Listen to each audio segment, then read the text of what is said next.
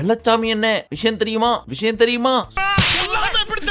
ஏங்க பல்லு விளக்குற பிரஷ், நாக்க வடிக்கிற டங் கிளீனர், முதுகு மற்றும் உடம்பை தேய்ச்சி குளிக்கும் லூஃபா, இன்னும் பல பாத்ரூம் செட்டுகளை யாரோ குப்பை தொட்டியில போட்டு வச்சிருக்காங்களாங்க.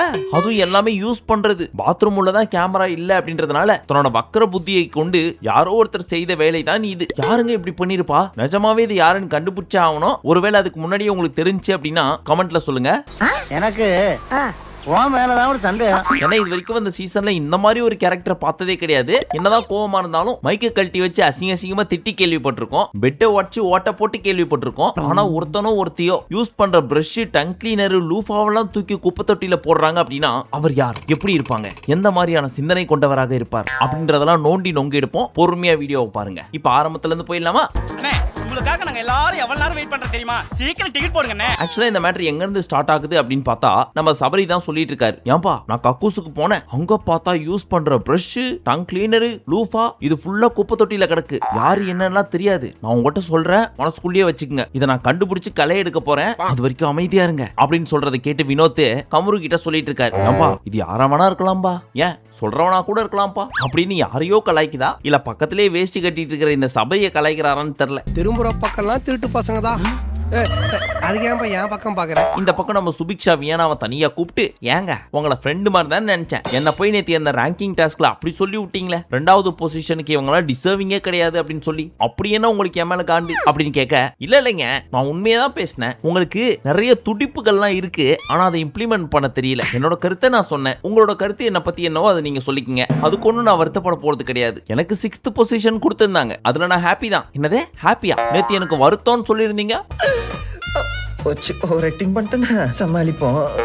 நேத்து வருத்தம் கெமி வந்து 3வது இடத்த கொடுத்து வச்சிருந்தாங்க, என்ன விட்டா அங்க போயிருப்பேன். அதுதான் சொன்ன தவிர்த்து 6வதுலாம் எனக்கு ஓகே தான். சரிங்க உங்களை பத்தி நான் தெரிஞ்சுக்கிட்டேன், இதுக்கப்புறம் டிஸ்டன்ஸ் மெயின்டைன் பண்ணிக்கிறேன், அவ்வளவுதான். எனிவே நான் கூப்பிட்ட உடனே வந்ததுக்கு நன்றி அப்படின்னு மூஞ்ச தூக்கி வச்சுட்டு போடியே அப்படின்ட்டு போறாங்க. இருக்காதா பின்னே, கூடவே சுத்தின செவ்வால சைட்ல வந்து ஊசியை குத்தி விட்டா வலிக்க தானே செய்யும் சுபிக்ஷா, புரியுது. ஆனா அப்படி சிலிப்பிக்கிட்டு போச்சிங்களே இதுங்க ரெண்டும். நேத்து எபிசோடோட எண்டுல பார்த்தா சுபிக்ஷா ஒன்னு ஒப்பாரி வைக்கிறாங்க. இட்ஸ் ஓகேடா நான் இருக்கேன், டோன்ட் வரி அப்படின்னு இந்த அம்மா கட்டி புடிச்சு ஆறுதல் சொல்லிட்டு இருக்காங்க. பயங்கரமான ஆளு நம்ம வியானா. ஓங்கி ரைட்டு கணத்துல ஒரு அறைய விட்டு லெஃப்ட் கணத்துல உமா கொடுக்குறாங்க.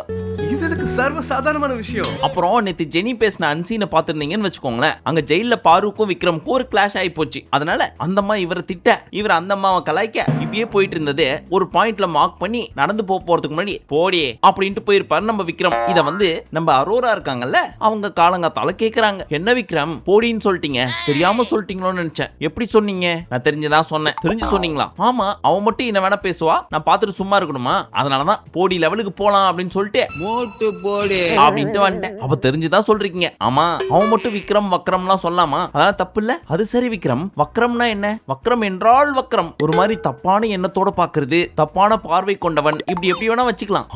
ஆமா விக்ரம் உங்களை வக்ரம்னு டேக் பண்ணிட்டே இருக்கா, இதெல்லாம் ரொம்ப தப்பு அப்படின்னு இந்த அம்மா பார்வதி லெவலுக்கு பண்ணல அப்படின்னாலும் தன்னால முடிஞ்சது அங்க பண்றாங்க.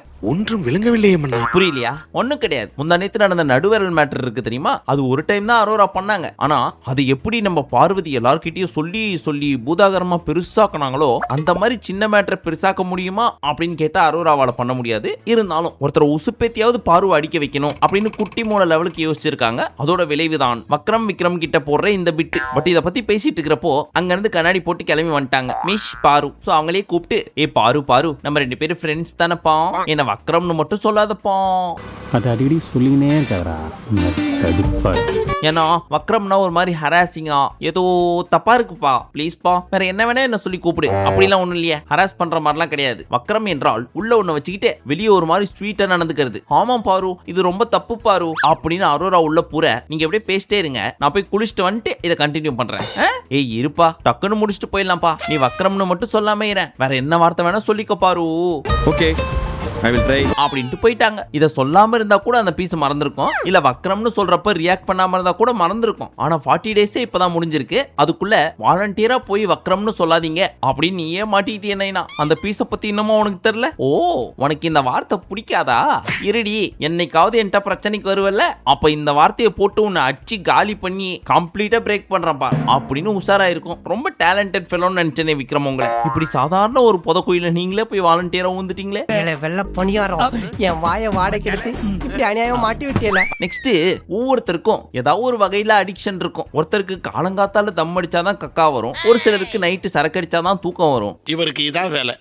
இந்த மாதிரி பல அடிக்ஷன். அந்த மாதிரி நம்ம தர்பீஸுக்கு ஒரு நாளைக்கு குறைஞ்சது கேமரா முன்னாடி 10 ரீல்ஸாவது போடல அப்படின்னா தூக்கமே வராது. இது நமக்கு தெரிந்தது தானே. அதனால ஒவ்வொரு கேமரா முன்னாடியும் போய் sir sir sir sir please sir என்ன பாருங்க சார், ஜூம் வைங்க சார், ஒரே ஒரு ரீல்ஸ் பண்ணிக்கிறேன் சார் அப்படின்னு சொல்லி வியானாவை கூட வச்சுட்டு கெஞ்சிட்டு இருக்காரு. ஆனா எந்த கேமராவும் இந்த பீஸோட மூஞ்ச பாக்கிறதுக்கு ரெடியாவே இல்ல. இந்த வியானா பீஸ் எஸ்கேப் ஆகி ஓடுறதுக்கு ட்ரை பண்ணுது. இருத்தாங்க ஒரே ஒரு நிமிஷம் ப்ளீஸ், மாமா எப்படியாவது அந்த கேமராவை திரும்பி பார்க்க வச்சிடுறேன் அப்படின்னு புடிச்சு அந்த பீஸையும் டார்ச்சர் பண்ணுது. சோ மறுபடியும் கெஞ்சோன்னு கெஞ்ச ஒரு கேமராவும் பார்க்கல. இவன் வந்து எப்படி நம்ம தப்பிக்கிறது அப்படின்னு பார்த்துட்டு இருக்கிறப்போ சைடுல இருந்து ஏதோ ஒரு குரல் வந்துச்சு, அக்கா வரேக்கா அப்படின்னு எஸ்கேப் ஆகி அந்த பீஸ் ஓடிடுச்சு. பாத்தீங்களா தம்பி, பாட்டுக்கு போற மாதிரி இவளே கூப்பிட்டு ஓடி போயிட்டா. ஆனாலும் இந்த பீஸ் ஓடலையே, இந்த கேமரா தானே பார்க்கல, இதோ வெளியே வரேன் பார் அப்படின்னு கார்டன் ஏரியால இருக்க கேமராக்கு போய் சார் சார் என்ன பாருங்க சார், ஜூம் வைங்க சார் அப்படின்னு கெஞ்சினாலும் அந்த கேமராவும் ஜூம் வைக்கல. இதுல இருந்து என்ன புரியுது, உன் மூஞ்செல்லாம் க்ளோஸ் அப்ல பாக்குறதுக்கு தைரியம் இல்ல அப்படின்னு அந்த கேமரா வாயை திறந்து இதுக்கு மேல சொல்லாது. அப்படி இருக்கிறப்ப டீசென்ட்டா விலகி போயிருக்கணும்ல. இருந்தாலும் நான் விடவே மாட்டேன் அப்படின்னு சொல்லிட்டு ஒவ்வொரு கேமரா கிட்டயும் போய் அம்மா தாயேன்னு பிச்சை எடுக்காத குறையா போட்டு டார்ச்சர் பண்ணி எடுக்குது. அதுக்கப்புறம் நம்ம கமருதீன் ஏதோ நெஞ்ச காமிச்சு நின்னுட்டு இருந்திருக்காரு போல இருக்கு. அதை ஜூம் பண்ணி பார்த்துட்டு இருந்திருக்காங்க. எப்பா ப்ளீஸ் பா ஜூம்ல இருக்கு, நான் கொஞ்சம் பேசிக்கிறேன் அப்படின்னு வந்து என்னதான் பேச போகுது அப்படின்னு பார்த்தா பரதேசி படத்துல நம்ம அதர்வா நியாயமாரேன்னு கத்துவார் தெரியுமா, அந்த டயலாக் பேசி இவர் ரொம்ப ஃபேமஸ் ஆயிட்டாராம். வெளியே ரீல்ஸ் போட்டுட்டு இருக்கிறப்போ அந்த டயலாக பேசுறேன்னு சொல்லி என்ன இழவ பண்ணி வச்சிருக்கு நீங்களே பாருங்க.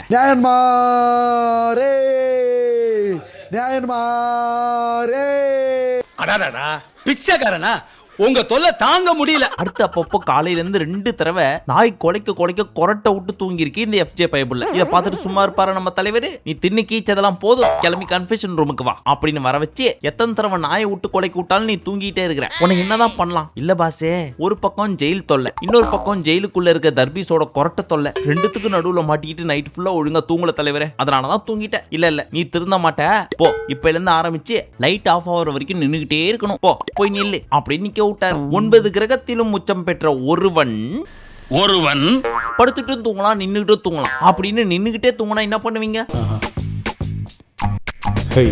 அடுத்து 2 பெஸ்ட் பெர்ஃபார்மர்ஸ் சொல்ல சொல்லியிருந்தாங்க. அதுல ஹையஸ்ட் ஓட்டு வாங்கினது கானா வினோத் மற்றும் FJ. ஆனா நடுவுல நிறைய பேர் அரோரா பேர்லாம் சொல்லியிருந்தாங்க தெரியுமா பெஸ்ட் பெர்ஃபார்மர்ஸ்ல. இது அவங்களாலே நம்ப முடியல. எது நான் பெஸ்ட் பெர்ஃபார்மரா? அச்சச்சோ, நான் என்ன பண்ணுவேன் பெருமானே, வெக்கமா வருதே அப்படின்ற மாதிரி மேலையும் கீழே திங்குன்னு குதிச்சிட்டு இருக்காங்க. ஆனா அரோரா உசாருப்பா, இந்த இடத்துக்கிட்ட வந்து என்ன கேட்டீங்கன்னா பெஸ்ட் பெர்ஃபார்மர் பாருன்னு தான் நான் சொல்லுவேன் அப்படின்னு எப்படியாவது விட்டு போட்டு இதுல இருந்து எஸ்கேப் ஆயிடணும்னு பாக்குறாங்க. ஆனாலும் உன்னை விட்டவே மாட்டேன், நீ யாரை லவுட்டிட்டு போயிட்டல, நீ இப்படி எல்லாம் விட்டு போட்டு எஸ்கேப் ஆகலான்னு பாக்குறியா அப்படின்னு எல்லாரையும் சுத்தி உட்கார வச்சு இங்க பாருங்க இவன் அந்த டாஸ்க்ல நடு விரல காட்டுற மாதிரி ஒண்ணு பண்ணான். கேட்டா நான் டாஸ்க்குக்காக பண்ணேன், இப்படி வச்சா கீழே உழாதுன்னு சொன்னேன் அப்படின்னு கதை விடுவா. நம்புறவங்க நம்பிக்கிங்க அப்படின்னு தன் மீது பாசத்தை காட்ட வந்த அரோராவின் மீது கல்லை கொண்டு மண்டையை உடைத்தார் பாரு.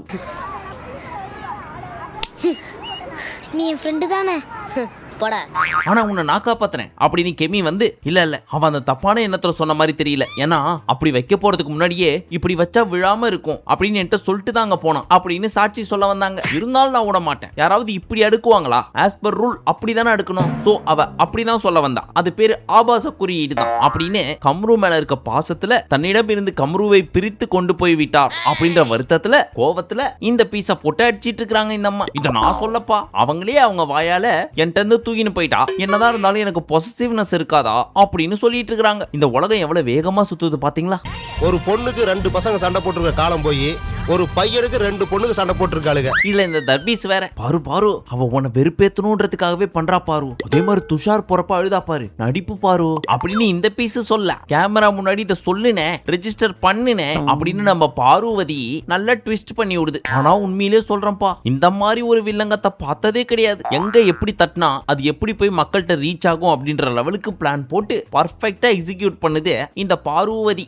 இனிமேல் பொம்பளையா நடந்துக்க அது சரி, இந்த மேட்டர் சபைக்கு எப்படி வந்துச்சு அப்படின்னு கேட்டா, அங்க பார்வை யூஸ் பண்ணி ட்விஸ்ட் பண்ணி விட்டது நம்ம தர்பீஸ். அது எப்படின்னா, அரோரா ஃபர்ஸ்ட் பெர்ஃபார்மர்ல தர்பீஸ் பேரை சொல்லிட்டு போயிட்டாங்க. அதுக்கப்புறம் என்னவோ ஞாபகம் வந்துச்சு போல இருக்கு. ஐயோ மண்டையில கொட்ட மறந்துட்டேனே, இரு கொட்டிட்டு வந்துடுறேன் அப்படின்னு ஒரு பாயிண்ட் சொல்லணும்னு வந்து இந்த வாரம் ஃபுல்லா இந்த தர்பீஸ் என்ன பண்ணுச்சு, லவ் லவ் லவ், பொண்ணு பொண்ணு பொண்ணு இப்படின்னே தான் சுத்திட்டு இருந்துச்சு இந்த தர்பீஸ். அப்படின்னு ஒரு எக்ஸ்ட்ரா பிட் இந்த அம்மா போட்டு விட்டு போயிட்டாங்க. கண்ட நாயெல்லாம் புத்தி சொல்லண்டா, ஒழுங்காடுறான்னா கேட்கணும்ல.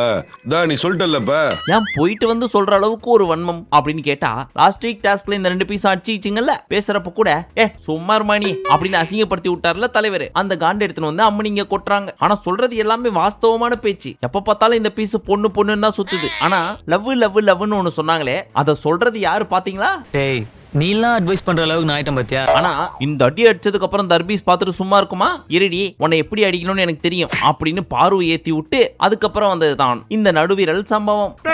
உன்னை வச்சு அவனை ஜெயிட் பண்ணா நானு.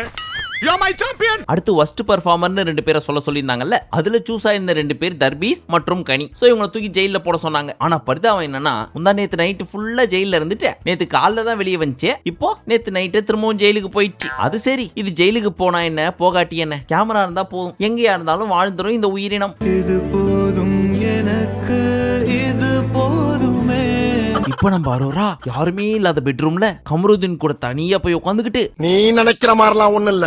கம்ரு, நான் உன்கிட்ட பேசுறதுனாலதான் வெறுப்புல என் மேல கோவ தள்ளி கொட்டா போல இருக்குடா அப்படின்னு சொல்ல, அப்படியா எனக்கு அதெல்லாம் தெரியாதுப்பா அப்படின்னு ஒரே குஷியில இருக்காரு கம்ரு. ஏன்னா 2 பேருமே நான் வேணும் வேணும் வேணும்னு பின்னாடியே சுத்துறாங்கல்ல, அப்படி இருக்கிறப்போ இருக்கதானே செய்யும். அவ எனக்கு தான், நீ எனக்கு தான், அவ எனக்கு தான். அப்ப நம்ம அரோரா பீஸ் ஒரு பிட்ட போட்டுச்சு. அது பயங்கரமான பிட்டு. அது என்னவென்றால், டேய் கமருகட்ட, இந்த பார்வதி கலைகிட்ட என்ன தெரியுமா சொல்லி வச்சிருக்கா, அவன் உள்ள இருக்கிற வரைக்கும் அவனை யூஸ் பண்ணிட்டு வெளியே போய் கழட்டி விட்டுறணும், பார்க்க வேற நல்லா இருக்கான், ஸ்மார்ட்டா இருக்கான் அப்படிலாம் சொல்லி வச்சிருக்காடா. அப்படியாடி சொன்னா? இதை விட கேவலமா ஒன்று சொன்னா சொல்லட்டுமா? அட ஆமாண்டா. இல்ல, எனக்குள்ள ஒரு கட் ஃபீலிங் சொல்லிக்கிட்டே இருந்துச்சு, அவ அப்படிதானோ அப்படின்னு சொல்லி. இருந்தாலும் என்னோட ஃபீலிங்ஸ் உண்மை. சரி விடுறா, அது என்ன இலவா வேணா இருந்துட்டு போட்டோம். ஆனா அவ என்ன ரொம்ப ஹர்ட் பண்ணிட்டாடா. அந்த நடுவரல் மேட்டர்ல ஆபாச குறியீடு அது இதுன்னு சொல்லி என்னென்ன பண்ணா பாத்தியா? என்னமோ இவதான் உலகத்திலேயே நல்லவ மாதிரி என்கிட்ட கூப்பிட்டு கேட்டிருந்தா நான் சொல்லியிருப்பேன் அப்படின்னு சொல்றது கேட்டு நம்ம கம்ருவோம். இதெல்லாம் அவ பண்றத வெளியில இருந்து நான் பாக்குறப்பதான் எனக்கே ஒண்ணு தோணுச்சு, சீ இவ கூடவா இத்தனை நாள் பழகி இருக்கும் அப்படின்னு சொல்லிட்டு இருக்காரு. எங்கடா கத்துக்கிட்டீங்க இந்த ஆக்டிங்? இத வெளியில இருந்து பாத்துட்டு இருந்த நம்ம பாரு, இங்க பாருங்க, இதுங்க 2 உட்கார்ந்து பேசுறதெல்லாம் பார்த்தா ஃப்ரெண்ட்ஷிப் மாதிரியா தெரியுது, இதெல்லாம் பார்த்தா எனக்கு பொசசிவ் ஆகாது அப்படின்னு தர்பூசணியோட காதை பிடிச்சு கடிச்சிட்டு இருக்குது அந்த அம்மா. சோ இந்த 3 பீசுங்களுக்கும் உள்ள ஒரு கருமாந்திரம் பிடிச்ச முக்கோண காதல் கதை போயிட்டு இருக்கு. பட் இதுக்கு பேரு காதல் இல்லை, வேற ஒண்ணு அப்படின்றது வெளியில இருந்து பாக்குற நம்ம எல்லாருக்குமே தெரியும். தெரிஞ்சிடுச்சா? இருந்தாலும் நம்மளை ஏமாத்த ட்ரை பண்றாங்களாம். லவ் கண்டென்ட் கொடுத்து கடைசி வரைக்கும் ஒப்பேத்துறதுக்கு. உங்களை மாதிரி எத்தனை பேரை பார்த்துருப்போம் நாங்க. இதெல்லாம் சீசன் 3லயே நாங்க பார்த்தாச்சு. கிளம்பு கிளம்பு. சொல்லலங்க, வேற யார சொன்ன? இல்ல உங்களை தான் சொன்னேன். அடுத்து கேப்டன்சி டாஸ்க் அப்படின்னு சொல்லி செவுத்த புடிச்சு தொங்கணும் அப்படின்னு சொல்லியிருந்தாங்க. தொங்கிட்டு இருக்கிறப்போ ஒவ்வொருத்தரா வந்து எனக்கு இவங்களை பிடிக்கலை அப்படின்னு சொல்லி அவங்க புடிச்சு நின்றுட்டு இருக்க ஒரு கம்பியை புடிச்சு இழுக்கணும். கடைசி வரைக்கும் யார் நிக்கிறாங்களோ அவங்க தான் கேப்டன் ஆஃப் த வீக். அதன்படி ஒவ்வொருத்தரா புடுங்கி புடுங்கி புடுங்கி எடுத்தாங்க. அப்படி புடுங்கி எடுத்துட்டு இருக்கிறப்போ ஃபர்ஸ்ட் வெளியே வந்தது சுபிக்ஷா. அவங்க போய் யாருமே எனக்காக ஹெல்ப் பண்ண மாட்டாங்க அப்படின்னு ஃபீல் பண்ணி அழுதுட்டு இருக்கிறப்பதான் நம்ம வியானா தன்னோட தோலை கொடுத்து, கவலைப்படாதரா என் செல்லம், நான் இருக்கேன், வா கட்டி பூச்சிக்கோ அப்படின்னு ஆறுதல் படுத்திட்டு இருந்தாங்க.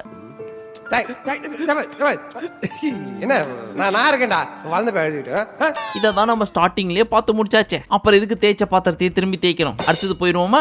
தயவு செய்து போயிடலாம். அடுத்து நம்ம சாண்ட்ரா எந்த கம்பியை உருவனா இந்த பீஸை காலி பண்ண முடியும் அப்படின்னு பிளான் போட்டு உருவி சபரியை காலி பண்ணி விட்டாங்க. இப்ப பேலன்ஸ் இருக்கிறது இவங்க 2 பேரும் தான். அதுல இந்த ரம்யா பயப்புள்ள யாரோட கம்பியை பிடிச்சி உருவோம் அப்படின்றது உங்களுக்கே தெரியும். ஏன்னா ஒருத்தனுக்கு பயங்கரமான பிராக்கெட் எல்லாம் போட்டுட்டு இருக்காங்க அம்மனி. அப்படி இருக்கிறப்போ அந்த பையன்தையே புடுங்க முடியுமா? அதனால நம்ம தலைவர் வினோத்தோட போய் புடுங்கினாங்க. ஆனா தலைவர் மரத்துல மங்கி தொங்குற மாதிரி அந்த போர்டை புடிச்சிட்டு தொங்க ஆரம்பிச்சிட்டாரு.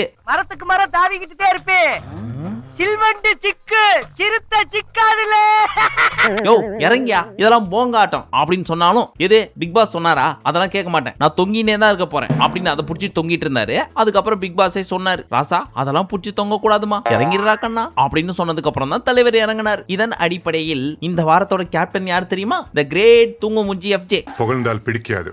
தெரியுமே. அண்ட் இன்னொரு விஷயம் உங்களுக்கு தெரியுமா, எஃப்ஜே புதுசா வந்த திவ்யாக்கும் சரி சாண்ட்ராக்கும் சரி செல்லப்பிள்ளை. இதை நீங்க இது வரைக்கும் நோட் பண்ணல அப்படின்னா இனி வரும் எபிசோட்ல பாருங்க, உங்களுக்கே புரியும். பார்க்கலாம். அடுத்து அந்த பிரஷ் காணா போன மேட்டர் இருக்குல்ல, அதுக்கு வருவோம். இப்போ பல பேரோட பிரஷ் டங் கிளீனர் எல்லாம் காணா போன மாதிரி விக்ரமோடதையும் காணாமா. அதுக்கப்புறம் போய் தீர விசாரிச்சதுக்கு அப்புறம் எல்லாமே குப்பை தொட்டிக்குள்ள இருக்கு. அதை நம்ம சபரி பத்திரமா எடுத்து வச்சிருக்காரு. இப்போ கூடி பேசினதுல சபரி என்ன சொல்றாரு அப்படின்னா, செஞ்சது எல்லாமே சாண்ட்ரா தான், ஃபிஷ் டேங்க தள்ளி விட்டு கொலை பண்ண பார்த்தது கங்கா தான், காஃபில விஷத்தை கலந்தது கங்கா தான் அப்படின்ற மாதிரி எல்லாத்தையும் பண்ணது சாண்ட்ரான்றாரு. சரின்னு போய் சாண்ட்ரா கிட்ட கேட்டா பண்ணதெல்லாம் சபரின்றாங்க. பட் இது யார் தான் பண்ணது அப்படின்னு கேட்டா குறும் படம் போறதுக்கு கூட ப்ரூஃப் இல்ல. சோ இது நம்ம சேதனன்ட்டே ஒப்படைச்சிருவோம். சனிக்கிழமை அவரே போட்டு பிச்சுக்கிட்டு இவங்களையும் போட்டு பிச்சு எடுக்கட்டும். All the பெஸ்ட்னே. மாட்டிக்கிட்டியா இப்படித்தான் வாழ்ந்துகிட்டு இருக்கேன் நான். இப்போ லைட்லாம் ஆஃப் ஆயிடுச்சு. பட் அதெல்லாம் ஆஃப் ஆனதுக்கு அப்புறம் உட்காரலாம் அப்படின்றது எஃப்ஜேவே மறந்துருப்பாரு போல இருக்கு. பட் ஏற்கனவே சொன்ன மாதிரி எஃப்ஜே தான் திவ்யாவோட செல்ல பிள்ளையாச்சு. அதனால எப்ப லைட் ஆஃப் ஆச்சோ உடனே எஃப்ஜேவை கூப்பிட்டு எஃப்ஜே லைட் ஆஃப் ஆயிடுச்சுடா உட்காந்துக்க அப்படின்னு தன்னோட பாசத்தை பொழியறாங்க. அப்படி இந்த பீஸ் என்ன பண்ணுச்சுன்னு சொல்லி எல்லா பெண்களுக்கும் இந்த பீஸை பிடிச்சிருக்கு. போனோம் பொண்ணுங்களோட சுத்திட்டு இருக்கு. உனக்கு என்னடா குறை? எவ்வளவு ஃபிகரிங் வந்தாலுங்க எவ்வளவு ஒருத்தி பிக்கப் பண்ணிக்கலாம்ல. சரி, நாளைக்கு யார் எவிக்ட் ஆக போறாங்க, சிங்கிள் எவிக்ஷனா டபுள் எவிக்ஷனா அப்படின்றதெல்லாம் நாளைக்கு வரைக்கும் பொறுத்திருந்து பார்ப்போம். பட் நம்மளோட கணிப்பின் படி போன வாரமே போயிரும் நினைச்ச ரம்யா தான் போவாங்கன்னு தோணுதே. போயிட்டா சந்தோஷமா இருக்கும், காத்திருப்போம். சரி, மீண்டும் உங்களை நாளை காலை சந்திக்கும் வரை நன்றி, வணக்கம், நமஸ்தே, நமஸ்கார்.